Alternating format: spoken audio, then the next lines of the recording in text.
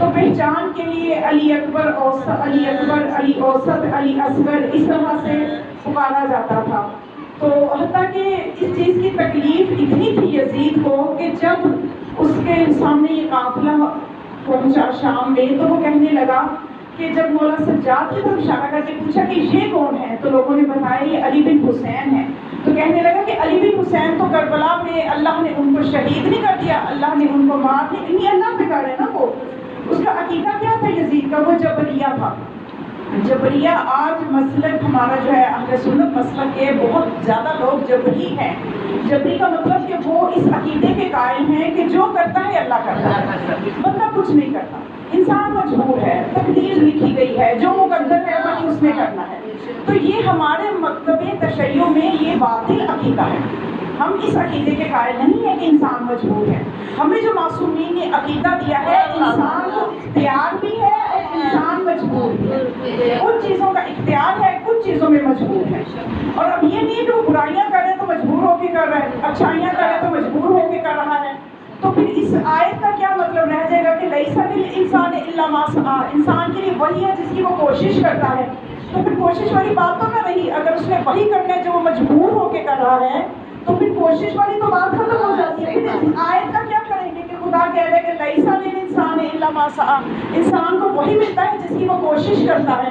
تو یزید جو تھا نا یہ جبری عقیدے میں تھا، اس نے اپنے اسی عقیدے کو پروموٹ کرنے کے لیے بڑے دربار میں یہ کہا کہ علی بن حسین کو تو قتل کر دیا گیا کربلا میں، اللہ نے قتل کیا۔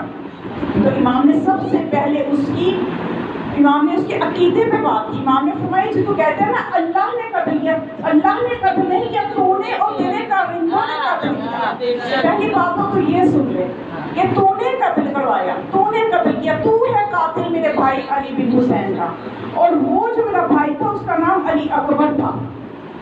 تو اس نے جب یہ سنا تو آگے سے طنزاً کہنے لگا کہ اے سجاد، آپ کے بابا کو علی کے علاوہ اور کوئی نام نہیں ملا، ہر بیٹے کا نام علی، ہر بیٹے کا نام علی۔ تو انہوں نے فرمایا کہ تیرے بابا نے یہ چاہا تھا کہ میرے بابا کا نام ختم ہو جائے، تیرے بابا نے یہ چاہا تھا کہ میرے بابا کا نام ختم ہو جائے، علی نام ختم ہو جائے، ممبروں سے تبرہ کرواتا رہا۔ اور میرے بابا کا یہ اعلان تھا کہ میں اپنے بابا کا نام قیامت تک کے لیے بلند کروں گا۔ بولو، مل کے بولو، اپنے پیر کا اظہار کر کے بولو نا، حیدری حیدری حیدری، حسینیت حسینیت، یزیدیت، اہل بیت کے دشمنوں پہ لعنت، مولا سجاد علیہ السلام بلند تر صلوات۔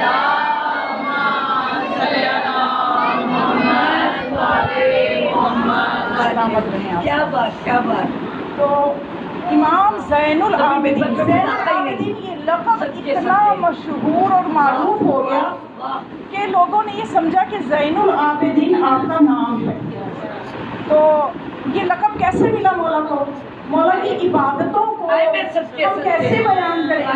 تھوڑا سا بس ذکر کروں گی۔ ایک روایت کا کتاب استخارات میں یہ روایت موجود ہے کہ امام علیہ السلام ایک مرتبہ، زہری یہ کہتا ہے کہ ایک مرتبہ میں امام کے ساتھ تھا اور ہم گئے مروان بن عبد الملک کے پاس، ہم گئے تو اس نے صلوات پڑھیں، اللہم صلی علی محمد کہتے ہیں کہ اس نے جب امام کو آتے ہوئے دیکھا، راوی کہتا ہے کہ جب ہم اس کے دربار میں گئے، جو خلیفہ وقت تھا، جو عمومی خلیفہ تھا، اس کے دربار میں جب ہم گئے تو اس نے جب امام کو آتے ہوئے دیکھا تو امام کی پیشانی اقدس پہ سجدوں سے جو نشان ہے، میں کہتی ہوں تعریف وہ کیا جو اپنے کرے، تعریف وہ جو دشمن بھی کرے، جو دل میں دشمنی رکھنے کے باوجود تعریف کرے، تعریف ہوتی ہی وہ ہے۔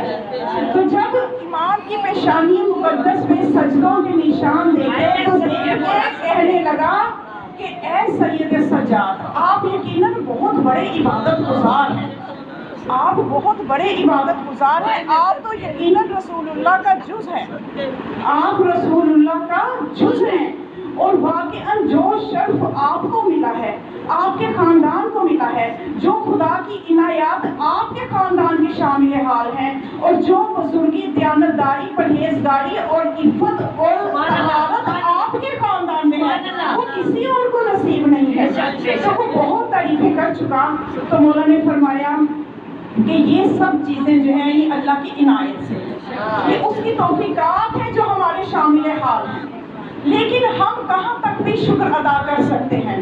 میرے جد رسول اللہ، سنیے یہ روایت آپ کو بہت زیادہ اس سے آپ کو روحانیت اور نورانیت ملنے والی ہے۔ یہ امام سجاد کے دہنے مبارک سے نکلے ہوئے نورانی کلمات ہیں جو ہمیں ذوق عبادت نصیب کر سکتے ہیں۔ بس توجہ چاہیے کہ امام نے فرمایا کہ ہاں یہ خدا کی توفیقات اور عنایات ہیں جو ہمیں ملی ہیں، لیکن ہم کہاں شکر ادا کر سکتے ہیں۔ میرے جد رسول اللہ جب نماز کے لیے کھڑے ہوتے تھے تو ان اتنی زیادہ عبادت کرتے تھے، اتنی دیر اللہ کے دربار میں کھڑے رہتے تھے کہ ان کے پاؤں پہ ورم آ جاتا تھا۔ میں کہتی ہوں جناب رسول خدا کے پاؤں پہ ورم آ جاتا تھا، اور پھر آپ نے فرمایا کہ ان کے پاؤں پہ ورم آ جاتا تھا اور وہ اتنے روزے رکھتے تھے کہ ان کے منہ کا پانی خشک ہو جاتا تھا۔ تو پھر کہتے ہیں کہ جب لوگ ان سے یہ کہتے تھے یا رسول اللہ آپ اتنی عبادت کرتے ہیں، آپ اتنی عبادت کیوں کرتے ہیں، آپ کو تو اللہ نے معاف نہیں کیا ہوگا، آپ کا تو کوئی گناہ ہی نہیں ہے۔ تو جواب سنیے مولا کی زبان سے، مولا فرماتے میرے جب ان کو جواب یہ دیتے تھے کہ کیا میں اللہ کا شکر گزار بندہ نہ بنوں، میں اللہ کا شکر گزار بندہ نہ بنوں۔ نعرہ تکبیر، اللہ اکبر، نعرہ رسالت، یا رسول اللہ، نعرہ رسالت، یا رسول اللہ، نعرہ حیدری، حیدری، بر حبیب خدا خاتم الانبیاء بلند سے بلند تر صلوات، اللہم صلی علی محمد وعلی محمد۔ پھر امام نے آگے فرمایا کہ تمام حمد اللہ کے لیے، وہی لائق عبادت ہے ابتدا سے بھی اور انتہا تک بھی۔ پھر امام نے فرمایا کہ اگر مجھے خدا کا شکر اگر ہم ادا کرنا چاہیں اس کے لیے ہی تمام حمد ہے، لیکن ہم اس کی حمد بجا نہیں لا سکتے، ہم اس کا شکر ادا کر ہی نہیں سکتے۔ اگر مولا فرماتے کہ میرے جسم کے ٹکڑے ٹکڑے کر دیے جائیں، میرے اعضاء جدا کر دیے جائیں اور میں اتنی عبادت کروں کہ میری آنکھیں میرے سینے پہ پہنچ جائیں، تو اس کے بعد بھی میں اللہ کی جتنی نعمتیں ہیں ان نعمتوں میں سے ایک نعمت کا عشیر بھی حق ادا نہیں کر سکتا، اور جتنے اللہ کا شکر ادا کرنے والے شاکرین ہیں وہ جتنی بھی عبادتیں کر لیں اس کی ایک نعمت کا بھی شکر ادا نہیں کر سکتے، اور جتنے حمد بجا لانے والے ہیں وہ کتنی ہی اس کی حمد کر لیں اس کی ایک نعمت کی حمد بھی بیان نہیں کر سکتے۔ میرے رسول سے بہتر کوئی رسول نہیں، میرے رسول سے بہتر کوئی رسول نہیں، قرآن کو کھول کے دیکھو دعویٰ ہمارا رسول نہیں۔ نبی تو آئے دنیا میں ہزاروں، لیکن غیروں کا کلمہ پڑھنا ہمارا رسول نہیں۔ اور حبیب خدا خاتم الانبیاء بلند تر صلوات، کیا بات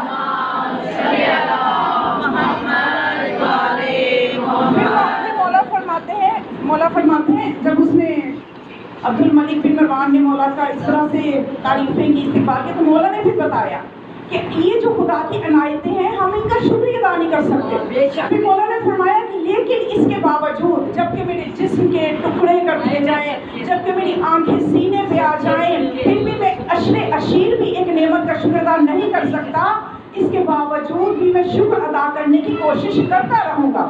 مجھے کوئی بھی اللہ کی نعمتوں کے تذکرے سے روک نہیں سکتا۔ اگر میرے کندھوں پہ حقوق العباد اور خاندان کے حقوق نہ ہوتے تو میں اپنی آنکھیں آسمان پہ لگا دیتا، اپنا دل اللہ کے حوالے کر دیتا اور میں اسی حالت میں دنیا سے رخصت ہو جاتا، کیونکہ اللہ کے حوالے ہی میں شکر ادا کرتا بھی دنیا سے چلا جاؤں گا تو بے شک پھر بھی شکر ادا نہیں ہوتا۔ اپنی جان کو اس حالت میں رؤوف کے حوالے کر دوں گا، کیونکہ اللہ ہی بہتر داوری کرنے والا ہے۔ اور ابھی سے خدا خاتم الانبیاء بلند تر صلوات،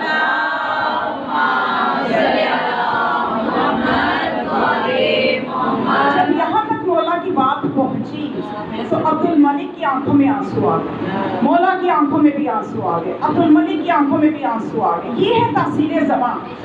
तो जब वो भी रोने लगा तो कहता है कि ऐ सईद सज्जाद, आप इसलिए तशरीफ़ लाए थे। मौला ने कुछ लोगों के लिए सिफारिश करनी थी, उसने वो सिफारिश कबूल की और मौला उसके दरबार से रुखसत हुए। तो मैं यहाँ पे इस मंजिल पे कि हम आसानी से कह देते हैं ना ज़ैनुल आबिदीन, इबादत आबिद यानी इबादत करने वालों की ज़ीनत, लेकिन ऐसा बात ख़त्म नहीं होती, बल्कि मैं ये कहूँगी कि इमाम जो है वो आबिदों की ज़ीनत नहीं है, इबादतों की ज़ीनत है, इबादतों की ज़ीनत है। आज तक दुनिया की उनके दादा के बारे में ये समझती रही कि अली काबा में पैदा हुए तो अली को कोई शर्फ मिल गया, अली काबा में पैदा हुए तो अली के लिए शर्फ नहीं बना, काबा को शर्फ मिला कि अली काबा में पैदा हुए।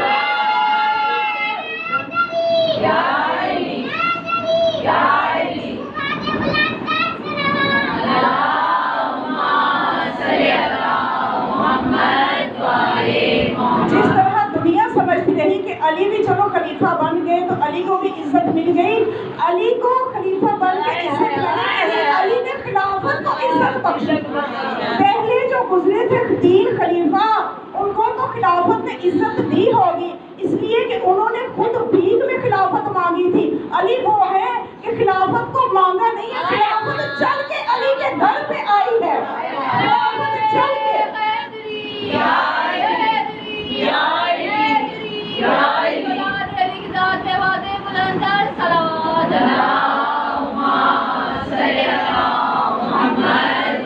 खिलाफत चल के मौला के घर पे आई है। मौला ने रब दिया है कि मुझे नहीं चाहिए, मुझे तुम्हारी ये खिलाफत नहीं चाहिए, तो खिलाफत ने अली से भीख मांगी कि मुझे कबूल कर लो। तो ये वो हस्तियां हैं कि अगर ये इबादत करेंगी तो ऐसा नहीं है कि इनके लिए ज़ीनत होगा, इबादतों को ज़ीनत मिलेगी। इसलिए तो आपने फरमाया वाला ना उबिदा मा उबिदल्ला, अगर हम इबादत ना करते तो अल्लाह की इबादत कोई कर ही ना पाता, पता ही ना चलता अल्लाह की इबादत कैसे करनी। तो ये है मेरे इमाम सज्जाद अलैहिस्सलाम की इबादत, और ये है आपकी मंजिलत कि आप शुक्र की किस मंजिल पे हैं। हमारे मौला अली अलैहिस्सलाम ये फरमाते हैं, पहले मैं एक सवाल आपसे करूं कि आज हम अल्लाह की इबादत करते हैं क्यों? इसलिए कि हमें बताया गया है नमाज नहीं पढ़ोगे तो जहन्नुम में जाओगे, फलां इबादत नहीं करोगे तो इतनी सज़ा मिलेगी, ये नाफरमानी की तो ये सज़ा मिलेगी। तो आज अगर कोई हमें आके ये बता दे, अगर हमें कहीं से कोई मुज्तहिद का फतवा मिल जाए कि नाफरमानी करने पे या इबादतें ना करने पे जहन्नुम में नहीं डाला जाएगा, हम में से कितने नमाजी रह जाएंगे? हम में से कितने हैं जो फजर के टाइम सर्दियों में भी उठे, गर्मियों में भी उठे और नमाज पढ़े? जब इतना बोझ हल्का हो जाएगा कि भाई इबादत नहीं करेंगे तो जहन्नुम में तो नहीं ना जाएंगे, चलो खैर है सोए रहो, चलो खैर है, क्या ज़रूरत है नमाज शब पढ़ने की, क्या ज़रूरत है इतनी इबादतें करने की, हमारी इबादतें रह कितनी जाएंगी? ये हमारी इबादतें हैं, जबकि हमारे मौला अमीरुल मोमिनीन ये फरमाते हैं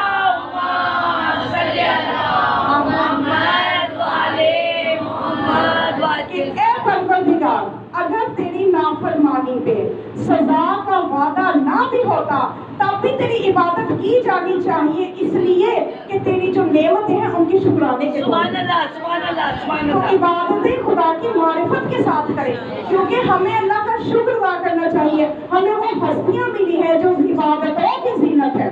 हम किनसे मोहब्बत का दावा करते हैं? जो इबादतों की ज़ीनत है। और ये हमारे जो इमाम के अय्याम है, अय्याम सज्जादिया है, इतनी मोहब्बत थी मौला हुसैन को अपने बेटे अली ज़ैनुल आबिदीन। ये उबैदुल्लाह बिन अब्दुल्लाह ये रिवायत करते हैं, किफ़ायतुल असर में ये रिवायत मौजूद है। वो कहते हैं कि एक मरतबा में खिदमत इमाम हुसैन में मौजूद था। सुनिए जरा, इमाम सज्जाद के दिन है, आप उनको सुनना है आपने।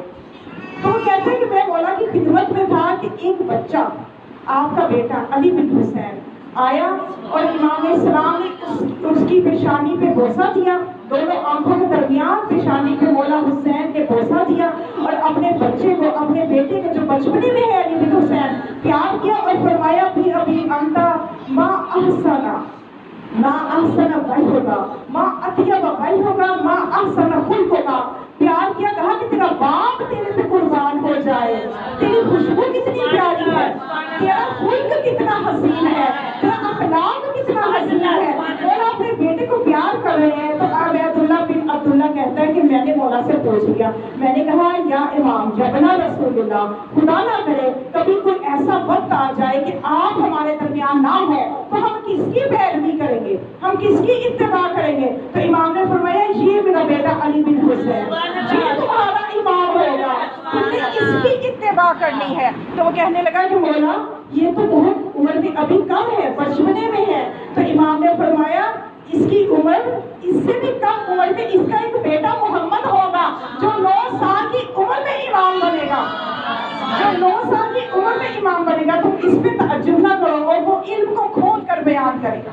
عظمت سید الساجدین علیہ الصلوۃ والسلام، بلند تر صلوات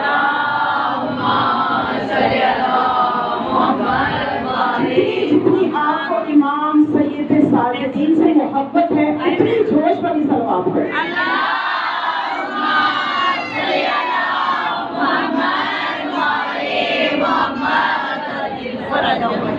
تو یہ امام کی امامت کی دلیل بچپنے میں مولا حسین نے دے دی. اس کے بعد امام کے لیے ضروری ہوتا ہے معجزات کا دکھانا، امام کے لیے معجز نما ہونا ضروری ہوتا ہے. تو امام سجاد علیہ السلام کی زندگی معجزات سے بھری ہوئی ہے. وہ معجزات آپ نے مختلف موقعوں پہ دکھائے، اپنی امامت ولایت کے ثبوت کے لیے دکھائے، لوگوں کو راہ راست میں لانے کے لیے دکھائے. ایک مرتبہ امام سجاد علیہ السلام بیت اللہ کا طواف کر رہے تھے، تو وہاں پہ عبد الملک بن مروان بھی طواف کر رہا تھا. تو اس نے دیکھا کہ سید سجاد یہاں طواف کر رہے ہیں، تو قریب آ کے کہتا ہے اے سید الساجدین آپ میرے پاس کبھی آتے نہیں ہو، میرے دربار میں نہیں آتے، میرے سے کچھ مانگتے نہیں ہو. یعنی اس کا مطلب یہ ہے کہ یہ آیا کرے، لوگوں میں میرا بھی عزت بن جائے کہ لوگ جی بنی ہاشم ہے، بنی ہاشم بھی میرے دربار پہ آتے اپنی ضروریات لے کے، تو آپ کبھی آتے نہیں ہو، کبھی کچھ مانگا نہیں ہے. تو امام اسلام نے اسی وقت اپنی ابا کا دامن پھیلایا.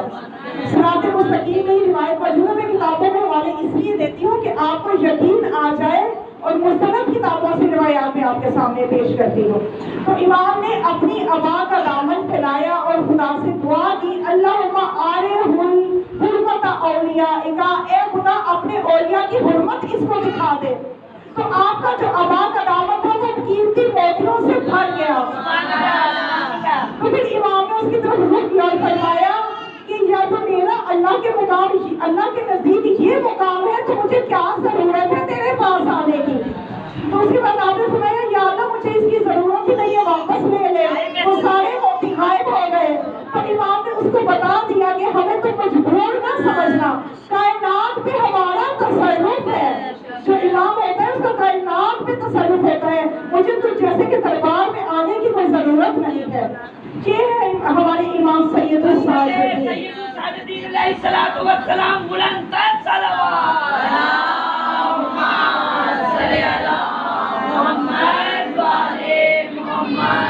تو امام علیہ السلام کا جو دور امامت تھا، ہم امام کے معجزات بھی سنتے ہیں، امام کی سیرت کا بھی کوئی ذکر سن ہی لیتے ہیں. ویسے تو ممبروں سے کم بیان کی جاتی ہے، زیادہ تر معجزات بیان کی جاتے ہیں. سیرت کا نام لے تو کچھ لوگوں کی ویسے ہی آنکھیں بند ہونا شروع ہو جاتے ہیں. یہ ہم نہ ہی سنیں پھر ہم کہاں کہیں گے کہ ہم کن کے چاہنے والے ہیں، ہم کہاں کھڑے ہیں، وہ کہاں پہ ہیں. اس جھنجٹ میں پڑھنے کی ضرورت ہی نہیں ہے، نہ بیان کرو تو نہ سنو. لیکن بہرحال ہمیں جاننا ضروری ہے. اگر آپ حقیقی معرفت چاہتے ہیں، اگر آپ چاہتے ہیں کہ ہمیں اپنے آئمہ کی حقیقی معرفت ہو تو ہمیں ان کی مشکلات کا پتہ ہونا چاہیے کہ ان کے زمانے کی کیا مشکلات تھیں. بس بہت کم وقت میں بہت مختصر کر کے بتاؤں گی کہ امام زین العابدین علیہ السلام علی بن حسین کی جب مولا حسین شہید ہو گئے، اس کے بعد جب دور امامت شروع ہوتا ہے تو آپ کو کن مشکلات کا سامنا تھا، آپ کے سامنے ہدف کیا تھا. ہر امام کا ایک ہدف ہے جس کو اس امام نے پورا کرنا ہے. اب بظاہر آپ کو صرف اتنا بتا دیا جائے کہ امام ہر وقت روتے تھے، بس بچوں کو اتنی ہی سمجھ آئے گی کہ امام بس ہر وقت روتے تھے. پانی سامنے آیا تو روتے تھے، کھانا سامنے آیا تو روتے تھے. لیکن ایسا نہیں ہے.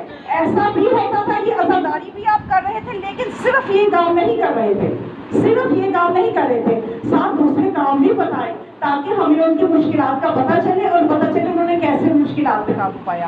امام علیہ السلام کے زمانے کی جو مشکلات تھی میں آپ کو بتاؤں کہ واقعہ کربلا جو ہے اس کے ہو جانے کے بعد، اور واقعہ کربلا کے جو گواہ ہیں، دو بڑے گواہ، بی بی زینب سلام اللہ علیہا اور سید استاد، اور بی بی زینب سلام اللہ علیہا 62 ہجری میں رجب میں 15 رجب کو شہید ہو گئے، یعنی وہ صرف 1.5 سال زندہ رہی واقعہ کربلا کے بعد۔ اب واقعہ کربلا کے بعد جو بڑی ذمہ داری ہے اس مقصد کو قیامت تک کے لیے محفوظ کرنا، اس مقصد کو ظہور مہدی تک محفوظ کرنا، ظہور امام مہدی تک مقصد کربلا کو باقی رکھنا، یہ ضروری تھا، اور اس کے لیے امام علیہ السلام نے ہی اس ذمہ داری کو پورا کیا۔ ان حالات میں پورا کیا کہ وہ حالات ایسے تھے کہ میرے اور آپ کے 5ویں امام فرماتے ہیں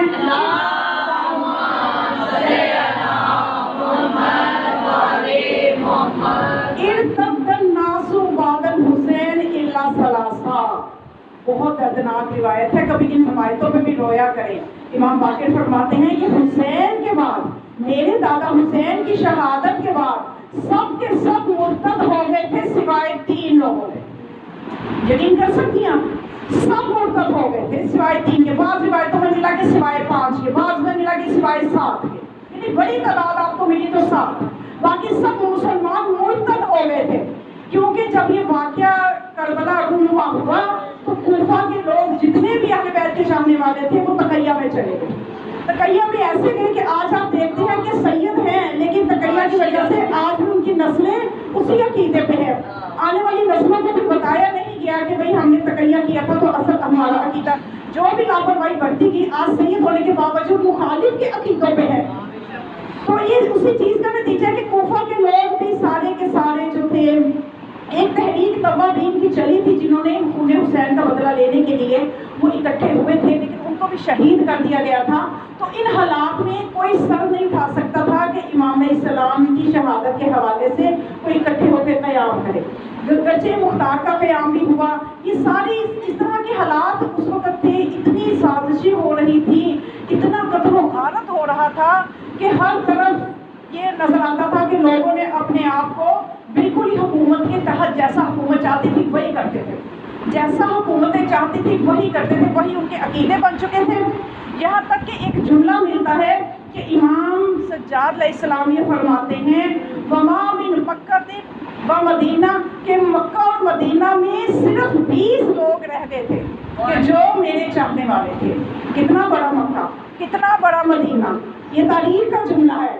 اور اس کو بالکل میں آپ کو مسلم روایت بتا رہی ہوں، امام علیہ السلام کی مظلومیت، امام کی دوسری مظلومیت میں تو ہم روتے ہیں، اس بات پہ بھی رونا چاہیے کہ امام کے دل پہ کیا گزر رہی تھی کہ جب ان کے چاہنے والے اپنے عقیدے بدل رہے تھے۔ صرف 20 لوگ رہ گئے تھے جو کہ دین حقہ پہ تھے، توجہ ہے۔ تو امام فرماتے ہیں کہ مکہ اور مدینہ میں صرف 20 لوگ تھے جو ہمارے چاہنے والے تھے، کیونکہ لوگ جو تھے نا آج بھی ایک عقیدہ پایا جاتا ہے، جیسا کہ مولا حسن علیہ السلام کی سنوں پہ بھی اعتراض کیا جاتا ہے۔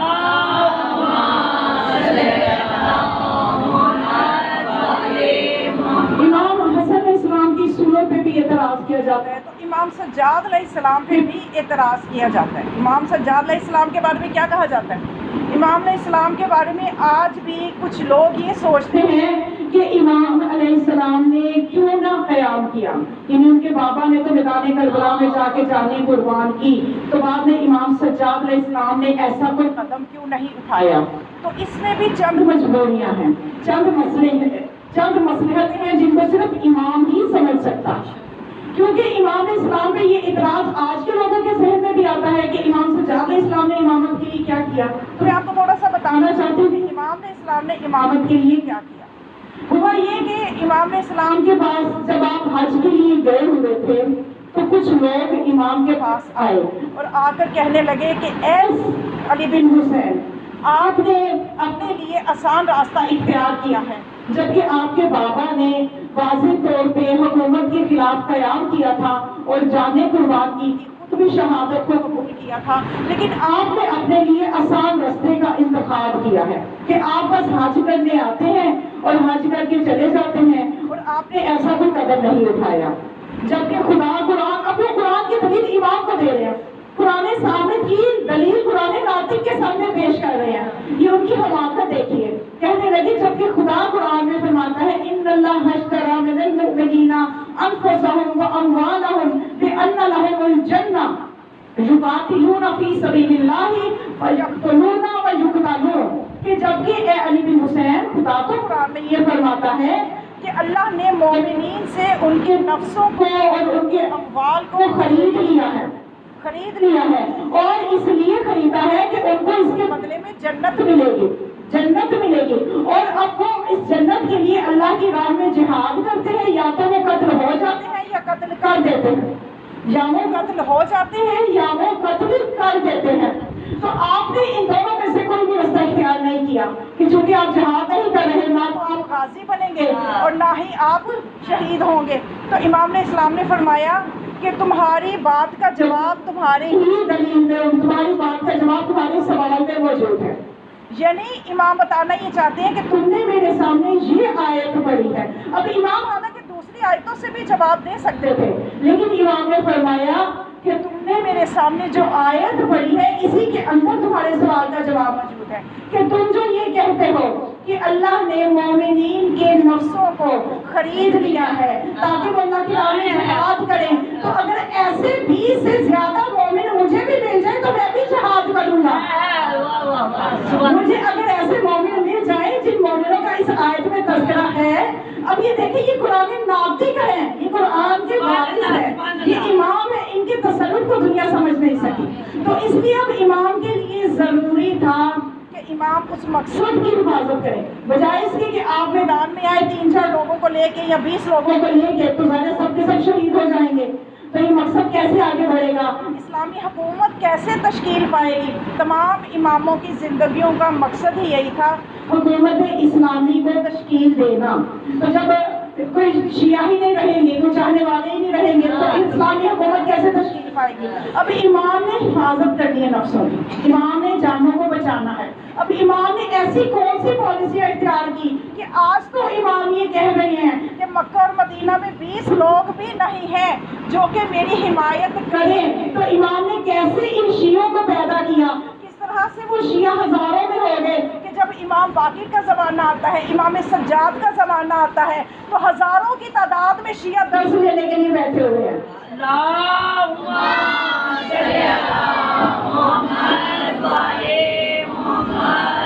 اب یہ شیعہ کہاں سے آئے؟ یہ امام علیہ السلام کی کوششیں تھیں کہ آپ نے لوگوں کے ذہنوں کی تربیت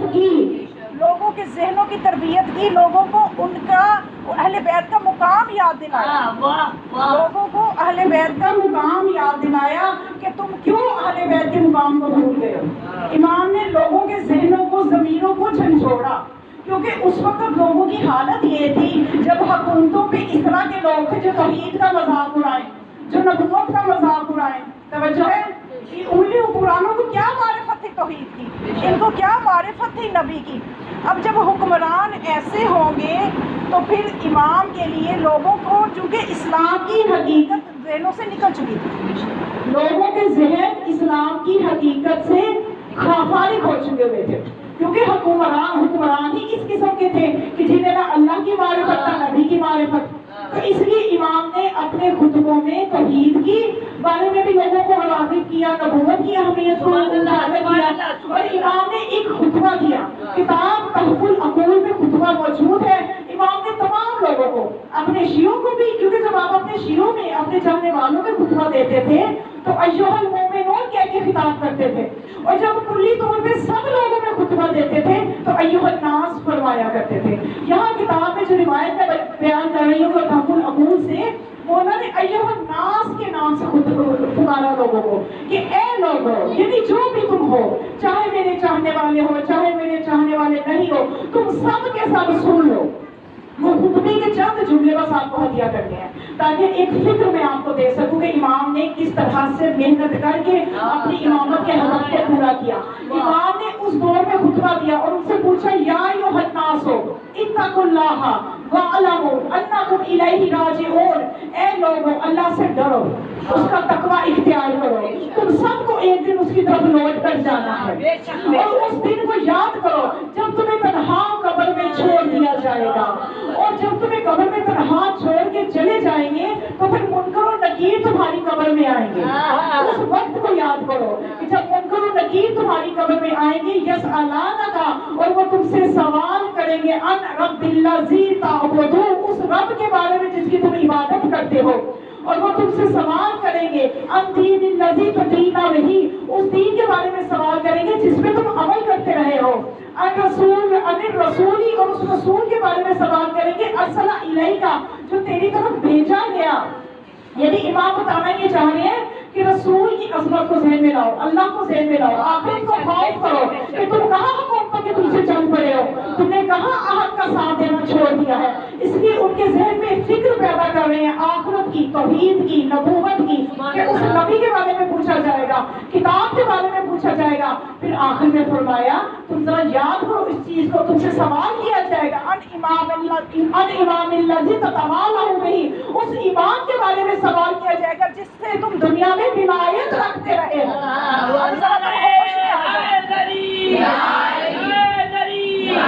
زبان کے ساتھ دل بولا، علی مولا، علی مولا، زبان کے ساتھ دل بولا، علی مولا، علی مولا، انتنی سوالک بے بہانارا، حیدری، حیدری، سب بولا مل کے بولا نارا حیدری، جنہیں جنہیں نزادہ وقت آسان کرانا نارا حیدری، حیدری، خدمت محمد و آل محمد بلند تر صلوات۔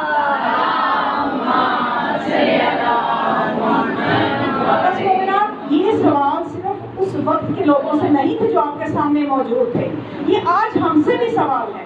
مولا نے ہمارے لیے بھی پیغام بھیجا ہے کہ ہم بھی ان سوالوں کو ذہن میں رکھیں۔ یہ سوال ہم سے بھی پوچھے جانے ہیں رب کے بارے میں، رب کون ہے، من رب ہوگا، من امام ہوگا، من نبی ہوگا، من کتاب ہوگا، یہ سب چیزیں ہر ایک سے پوچھی جانی ہے۔ تو امام نے اس طرح سے لوگوں کے ضمیر کو جھنجھوڑا، انہیں یاد آیا کہ ہم کدھر جا رہے ہیں، ہم نے کدھر جانا ہے، ہم کس کو امام کریں گے۔ یہ مروان بن عبداللہ ہمارا امام ہے، اگر ہم اس کو امام بنا کے پیش کریں گے تو منکر و نکیر تو ہمیں کھینچیں گے قبر سے جہنم کی طرف۔ جب انہیں احساس ہوا، لوگوں کے دلوں میں احساس ہوا، پھر امام نے کیا کیا، دوسرا کام یہ کیا کہ امام بہت زیادہ کنیزیں اور غلام خریدا کرتے تھے۔ یہ بھی امام کو آپ صرف یہی نہ سنا کریں کہ امام ہر چیز کے آگے بڑھا دیتے تھے، امام اور کیا کچھ کرتے تھے۔ امام نے بہت زیادہ محنت کر کے بہت زیادہ پیسہ کمایا، اور کیا درس دیا ہم شیعوں کو کہ ہر وقت اس چیز میں نہ رہا کرو کہ ہمیں کوئی ہی دے دے گا، محنت کرتے امام ہو سکتے، محنت کرو، اپنے ہاتھوں کو بھروسہ کرو۔ اور پھر امام نے محنت کر کے جب بہت زیادہ پیسہ کمایا تو اب بہت زیادہ کنیزیں اور غلام خریدتے تھے۔ کیا کرتے تھے، انہیں خرید کے انہیں تعلیم دیتے تھے توحید کی، نبوت کی، امامت کی، اور پھر انہیں آزاد کر دیتے تھے۔ آزاد کر کے انہیں کہتے تھے تمہاری آزادی کی قیمت یہی ہے کہ جہاں جاؤ اس دین کی نشر و اشاعت کرو، جہاں جاؤ علوم محمد و آل محمد کی تبلیغ کرو۔ یہ اس کوشش کا نتیجہ تھا کہ ایک وقت تھا کہ امام باقر کہتے ہیں ارتد الناس بعد الحسین الا خمسہ، کہ میرے جب حسین کی شہادت کے بعد سب مسلمان مرتد ہو گئے تھے سوائے 5 کے، تو آج جب مسجد نبوی میں امام باقر درس دینے بیٹھتے ہیں تو ہزاروں کی تعداد میں شیعہ درس دینے آتے ہیں، ہزاروں کی تعداد۔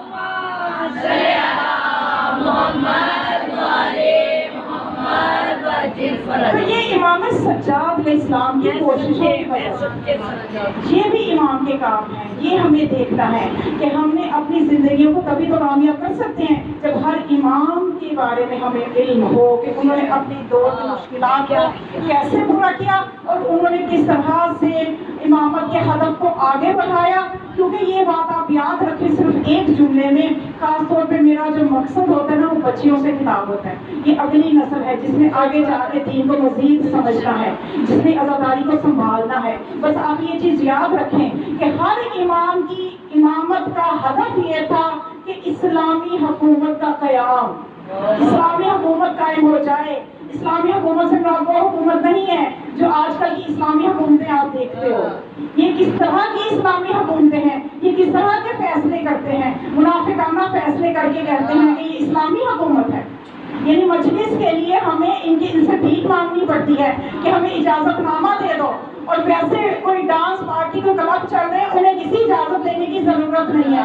ذکر حسین کی بھی ہمیں اجازتیں لینا پڑتی ہیں، یہ کس طرح کی اسلامی حکومتیں ہیں؟ اسلامی حکومت کا جو طرز فکر ہمیں امام علیہ السلام نے دیا، یہ وہ اسلامی حکومت ہے جس کا سربراہ، اسلام کا سربراہ خدا کا نمائندہ ہو، خدا کا نمائندہ اس کی رہبری کرے، وہ اسلامی حکومت ہوتی ہے۔ تو ہر امام کی امامت کا ہدف یہی ہوتا تھا، اسی کے لیے امام کی کوششیں ہوتی تھی۔ اس لیے ہمارے امام مختلف طریقوں سے اس کام کو عمل میں لاتے رہے۔ آپ دیکھیے، ایک کام میں نے آپ کو بتایا کہ امام کا کیا تھا کہ آپ نے کربلا کا جو مقصد تھا اس کو زندہ رکھنا تھا، ظہور مہدی کا رکھا۔ دوسرا کام یہ تھا کہ لوگ توحید، نبوت، امامت سے بالکل ان کے ذہنوں کو فارغ کر دیا گیا تھا، توحید، عدل و نبوت کی عظمت کو بحال کرنا تھا۔ تیسرا کام کیا تھا جو زیادہ اہم تھا، امامت سے ریلیٹڈ ہی ہے، وہ یہ تھا کہ لوگوں کے دلوں سے اہل بیت کے مقام کو کم کر دیا گیا، بلکہ ختم کر دیا گیا تھا، ختم کر دیا گیا تھا۔ یہاں تک کہ آپ یقین کریں کہ جب ایک بادشاہ فارغ ہوتا تھا، دوسرے اموی نے آنا ہوتا تھا۔ خود امام سجاد نے اسلام میں 5 اموی خلیفوں کا دور دیکھا ہے، 5 اموی خلیفوں کو دیکھا ہے۔ جب ایک جاتا تھا دوسرا آتا تھا، جب اس کے محل کو خالی کرتے تھے، جب اس کی کتابوں کو اٹھاتے تھے، تو آپ یقین کریں میں نے خود روایت میں دیکھا ہے کہ جو پایوں کے اوپر لدی ہوئی کتابوں کے انبار ہوتے تھے، اور اس میں کون سی کتابیں ہوتی تھی وہ، اس میں سارے کے سارے بنی امیہ کے فضائل ہوتے تھے، اور سارے کے سارے اہل بیت کے خلاف وہ روایتیں خود فیکٹریوں میں تیار کی گئی ہوتی تھی کہ جب لکھنے والے حکومت کے کہنے پہ لکھیں گے، پیسے کے لالچ میں لکھیں گے، حکومت دانشوروں کو بھی خرید لے گی، محققوں کو بھی خرید لے گی، سب کو خرید لے گی۔ وہ دھڑا دھڑ بیٹھ کے بس روایتیں لکھ رہے ہیں، روایتیں لکھ رہے ہیں، اور وہ کیا روایتیں لکھ رہی ہیں؟ ساری بنی امیہ کے ابو سفیان کی اولاد کی شان میں روایتیں لکھی جا رہی ہیں۔ سوچئے ایسے دور میں امام سجاد علیہ السلام اہل بیت کے مقام کو کس طرح سے بحال کریں گے؟ اتنا مشکل ہدف ہے۔ آج آسانی سے کہہ دیتے کہ امام نے کیوں نہیں جہاد کیا، امام بھی شہید ہو جاتے۔ کون کرتا ہے یہ سارے کام؟ خدا کا نمائندہ ہی تو کر سکتا ہے اپنی فہم و فراست سے، خدا کے نمائندے کے بغیر کون یہ کام انجام دے سکتا ہے؟ آپ دیکھیں کہ سید الساجدین جب کوفہ شام کے بازاروں میں ہیں، قیدی ہیں، کڑیاں بیڑیاں پہنی ہوئی ہیں، اور دشمن کے دارالامارہ میں دشمن کے سامنے اس کی فوجوں کے سائے تلے باطل کو باطل کہہ رہے ہیں، حق کو حق کہہ رہے ہیں، اور لیکن جب آپ مدینہ میں آتے ہیں تو آپ کا طرز عمل بدل جاتا ہے۔ اب آپ اس طرح سے نہیں کہ آپ اس طرح سے سر عام حکومت کے خلاف اٹھ کے تقریریں کریں۔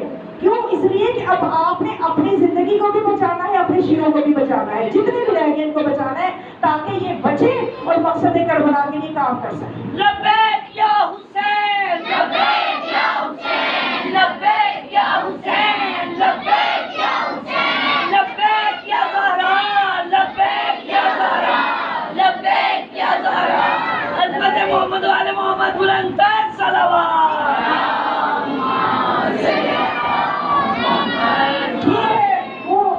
شیعت کی وہ تاریخ کہ جس میں اتنے ظلم کیے گئے، اتنا کچھ خرچ کیا حکومتوں نے کہ حسین کا نام نہ بڑھ پائے، علی کا نام نہ باقی رہے، لیکن کیا اتنا بڑا معجزہ ہے کہ آج ہر جگہ علی علی ہو رہا ہے، آج ہر جگہ مجلس حسین ہو رہی ہے۔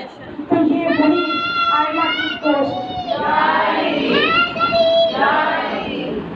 تو امام علیہ السلام نے کس طرح سے اپنی پالیسی کو اختیار کیا کہ کوفہ شام کے بازاروں میں کس طرح سے خطبے دیے، بلند آواز میں للکارا یزید کو للکارا کہ یہ جب آپ نے اس کے دربار میں جو خطبہ دیا تو اس بہت مشہور خطبہ ہے جس میں آپ نے للکار کے اس کو کہا کہ اے یزید، اے باطل، تو یاد رکھ تو ہمارے آزاد کردہ غلاموں کی اولاد ہے۔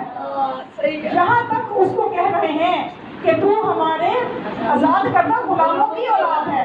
آج خدیجہ الکبریٰ محسنہ اسلام کی دولت خون بن کر تیرے رگوں میں موجود ہے، لیکن ہم بنی ہاشم کریم ابن کریم ہیں، ہماری یہ فطرت نہیں ہے، ہمارا ضمیر ہمیں گوارا نہیں کرتا کہ ہم غلاموں سے الجھیں، ہم غلاموں سے الجھنا پسند نہیں کرتے، اور تو مجھ سے نسب پوچھ رہا ہے، تو اے باطل سن، الف لام میم میرا وجود، الف لام میم میرا وجود ہے، اور مدثر اور مزمل میرا اوڑھنا بچھونا ہے، حل عطا میری سخاوت ہے، ذل قربا میری قیمت یوسف میرا کردار ہے، بٹ نجم میری عظمت ہے. سبحان اللہ سبحان اگر اللہ. میرا نسب پوچھتا ہے تو بٹ نجم جو ہے یہ میری عظمت ہے. انما یرید اللہ میری تصدیق ہے، سورہ قدر میری قدر ہے، کہکشاں میری راہ گزر ہے، کعبہ قوسین میری منزل ہے.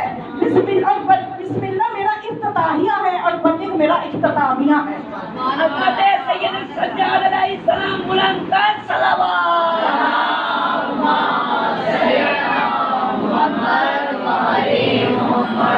تو یہ مولا کی کوششیں ہیں کہ آج عزاداری بچی ہوئی.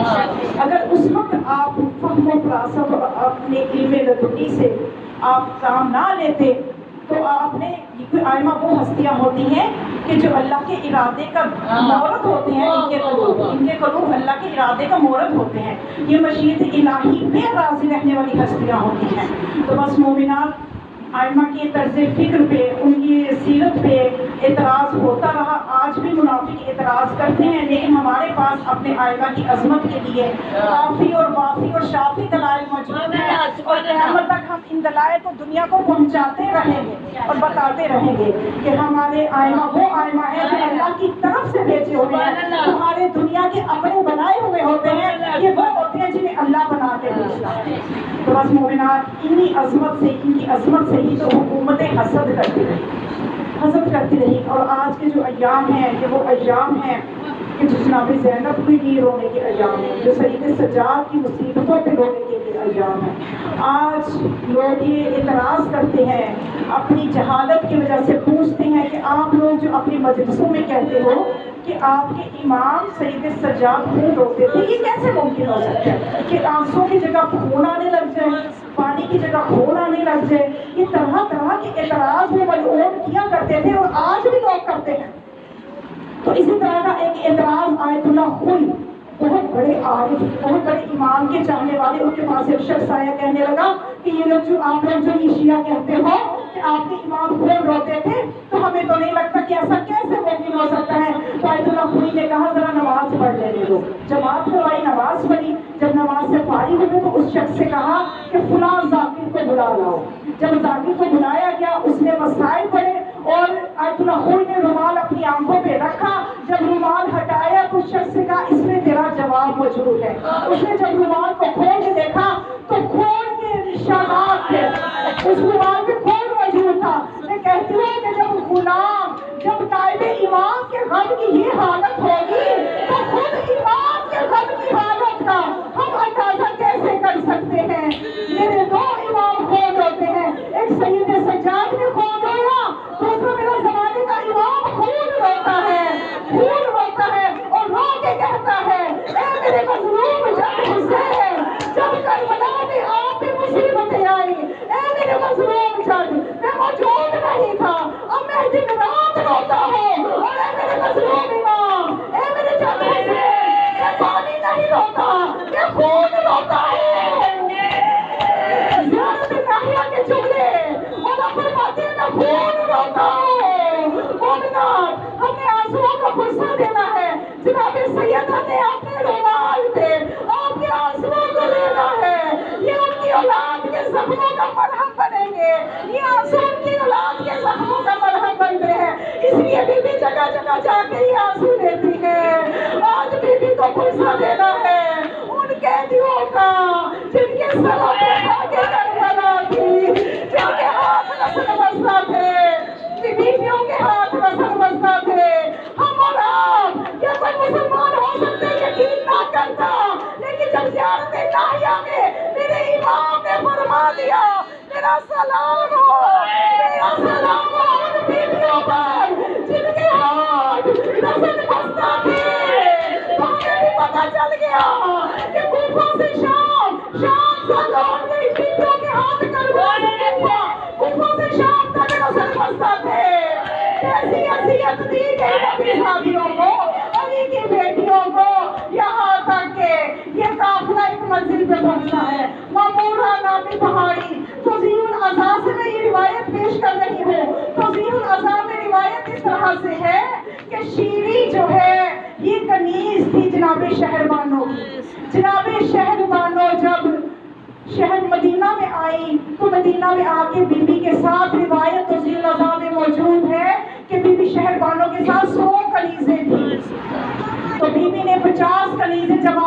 मदीना में पहली रात ही आपने आज़ाद कर दी। उसके बाद जब सैयद सज्जाद की विलादत हुई, बीबी ने 40 कनीज़ें फिर आज़ाद कर दी। अब बीबी के पास 10 कनीज़ें थी, उनमें से एक शीरी थी। बस मैंने थोड़ा सा तज़किरा करना है, मुख्तसर करूंगी कि शीरी वो कनीज़ थी कि इसने बहुत खिदमत की, इसने आले मोहम्मद को करीब से देखा था, उनकी मारिफत हासिल की थी। शीरी के दिल में बड़ी मोहब्बत थी सैयदा ज़ैनब की, बड़ा मुकाम था सैयद सज्जाद का। यहाँ तक एक वक्त आया कि मसलहत ऐसी हुई कि मौला इमाम मज़लूम ने शीरी को बुलाया और कहा कि ऐ शीरी, आज तुम भी आज़ाद हो। ये बिल्कुल कुछ अरसा पहले का वाक़या है, जब आप वाक़या करबला से चंद माह पहले का समझ लीजिए। शीरी ने कहा कि मैं आपका दर छोड़ के जाना नहीं चाहती। मैंने जब आप बनी हाशिम की मोहब्बत को देख लिया है, मुकाम को देख लिया है, इसके अलावा कहाँ जाओगी? इससे बड़ी जगह मुझे कहाँ मिलेगी? इमाम ने फरमाया शीरी, मसलहत यही है कि तुम्हें अब जाना होगा। तो शीरी ने देखा ये हुक्म इमाम है, अब मैं कुछ कह नहीं सकती। तो जब अलविदा का वक्त आया तो वहाँ रवाज ये था कि बनी हाशिम के घर से जो कनीज़ आज़ाद होके जाती, जो गुलाम आज़ाद होके जाता, बनी हाशिम सब उनको तोहफे देते थे। यहाँ तक कि शीरी के पास भी तहाइफ जमा होना शुरू हुए। लेकिन एक अजीब बात थी कि जो बीबी आती वो तोहफे में चादर जरूर ले शीरी ने जब देखा कि इतनी चादरें इकट्ठी हो गई तो कहने लगी, ऐ मेरे आका, ऐ मेरे आका सरदार, मुझे ये बताइए मैं इतनी चादरों का क्या करूँगी? तो इमाम ने फरमाया, शीरी रख लो, कभी काम आएगी। शीरी वहाँ से रुखसत हुई और कोफा के बाहर एक पहाड़ी है मामूरा, उस पहाड़ी पे एक गांव आबाद था। वहाँ जाके शीरी ने अपना कसर बनाया, इसलिए कि मौला ने उसको काफी रकम जो थी वो तहाइफ में दी थी। काफी रकम लेके वो सखियों के घर से जा रही थी। इतनी रकम थी शीरी के पास कि इसने वहाँ अपना महल तमीर कर लिया। लेकिन शीरी इस वादे के साथ गई थी कि मौला ने फरमाया था कि शीरी चली जाओ। शीरी ने कहा था तब जाओगी कि आप मुझे मिलने आएंगे। मौला ने फरमाया शीरी मैं जरूर मिलने आऊंगा। शीरी इस तसल्ली के साथ और कहने लगी कि आका सिर्फ आपने नहीं आना, शहजादे शहजादियों को भी लेके आना है। मौला ने फरमाया मैं वादा करता हूँ इनको भी साथ लेके आऊंगा, लेकिन शीरी एक वादा तू भी कर, एक वादा तू भी कर कि जब हम आएंगे तो तू हमें पहचान जरूर देना, हमें पहचान जरूर लेना। अब शीरी वो है कि जिसने इस घर की इज्जत को देखा हुआ है कि ये कितने इज्जत वाले लोग हैं, इनका कितना मुकाम मर्तबा है कि इनके घर में आयतें आके सलाम करती हैं। शीरी अब वहाँ रह रही है, उसे दिन रात उस वादे की बेचैनी है कब मेरे मौला आएंगे। अब शीरी का घर ऐसी जगह पे है कि गुफा से जो फौजें जाती हैं और गुफा में जो वापस आता है वो कोई ना कोई खबरें लेके आता जाता है। शीरी के कानों में अजीबो गरीब बातें पड़ती हैं कि हुसैन मदीने से निकल पड़े हैं। अब शीरी को कुछ नहीं पता कि हुसैन किधर जाएंगे। शीरी को यही पता हुसैन मेरे घर आने के लिए मदीना से निकले हैं। हुसैन ने वादा किया था, वादा के पूरे होने के दिन भी आ रहे हैं, हुसैन मेरे घर। और शीरी जाके सारे गाँव वालों को कहती है कि बस नवासे रसूल मेरे घर आ रहा है, इसलिए तो वो मदीना से चल पड़े हैं। शीरी को बहुत इंतजार है, अपने घर को साफ सुथरा करवाती है। यहाँ तक कि उसको जब अजीबो गरीब खबरें सुनने में आती हैं वो उनको तसव्वुर भी नहीं आती। वो सोचती है ये कोई और हुसैन होगा।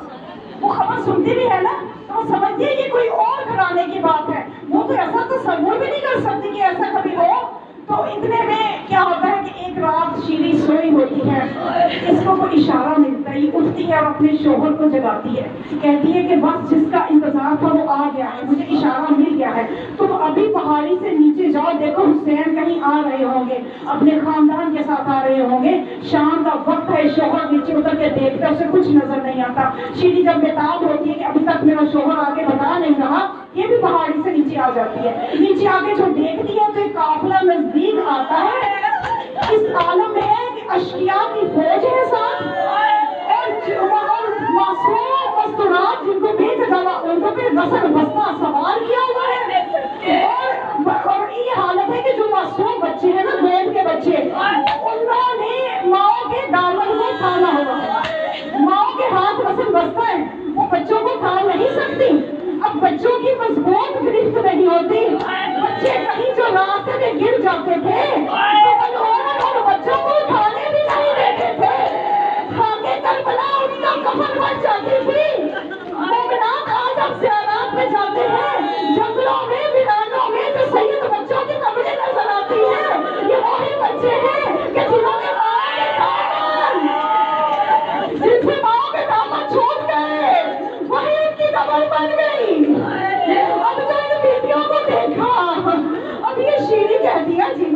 काफिला है, मुझे तो अपने आका का इंतजार है।